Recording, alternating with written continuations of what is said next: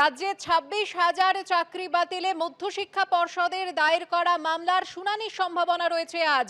আপনারা জানেন যে প্রশাসনিক সমস্যার কথা জানিয়ে এর আগেই সুপ্রিম কোর্টের দ্বারস্থ হয় পর্ষদ।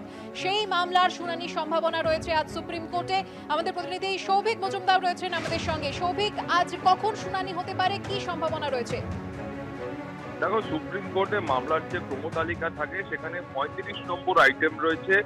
এই মামলাটি অর্থাৎ স্কুল সার্ভিস কমিশন সংক্রান্ত মধ্যশিক্ষা পর্ষদ যে মামলা করেছিল সেই মামলাটি 35 নম্বর ক্রমতালিকায় রয়েছে। ফলে সেই অনুযায়ী সুপ্রিম কোর্টে এই মামলার বিচার প্রক্রিয়া সংগঠিত হবে। এখন তুমি জানো যে মধ্যশিক্ষা পর্ষদের তরফ থেকে তারা সুপ্রিম কোর্টের কাছে এই আবেদন করেছিল যে এখনো পর্যন্ত সুপ্রিম কোর্টের কাছে বা কলকাতা হাইকোর্টের কাছে যে চাকরি প্রাপকরা বা যে চাকরি হারারা নির্দিষ্ট করে যারা অযোগ্য বলে চিহ্নিত করা সম্ভব হয়নি, সেই ব্যক্তিরা যাতে কাজ চালিয়ে যেতে পারেন এবং সেটা এই শিক্ষাবর্ষ পর্যন্ত বা নতুন নিয়োগ প্রক্রিয়া সংগঠিত না হওয়া পর্যন্ত, সেই মর্মে তারা মহামান্য সুপ্রিম কোর্টের প্রধান বিচারপতির কাছে আবেদন জানিয়েছিলেন এবং যার ভিত্তিতে আজকে এই মামলার শুনানি হবে এবং তারপরে সুপ্রিম কোর্টের তরফ থেকে এই মামলার ক্ষেত্রে চূড়ান্ত সিদ্ধান্ত গ্রহণ করা হবে।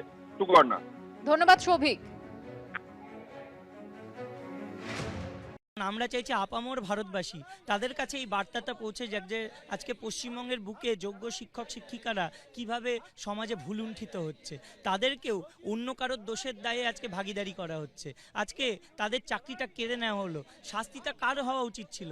হওয়া উচিত ছিল সেই সমস্ত নেতামন্ত্রীদের যারা টাকা খেয়ে চাকরিটা দিয়েছে, হওয়া উচিত ছিল সেই সমস্ত ক্যান্ডিডেটদের যারা টাকা দিয়ে চাকরিটা পেয়েছে।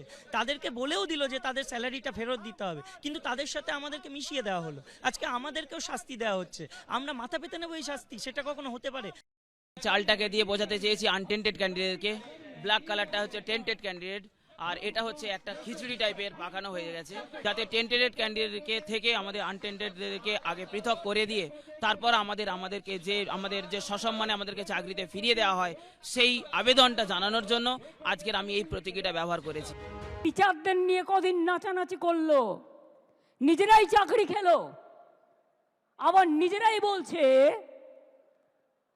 মমতা ব্যানার্জি জবাব দাও, তোমরা টিচারদের চাকরি কেন খেলে? তোমাদের লজ্জা হয়নি?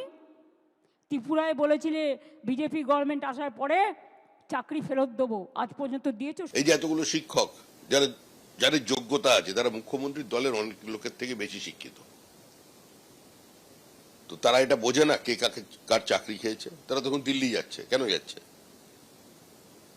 মুখ্যমন্ত্রীর বক্তব্যটা এরকম যে সীতাহরণের প্রবল প্রতিবাদ চাই, এই অনৈতিক কাজের বিরোধিতা, ইতি রাবণ।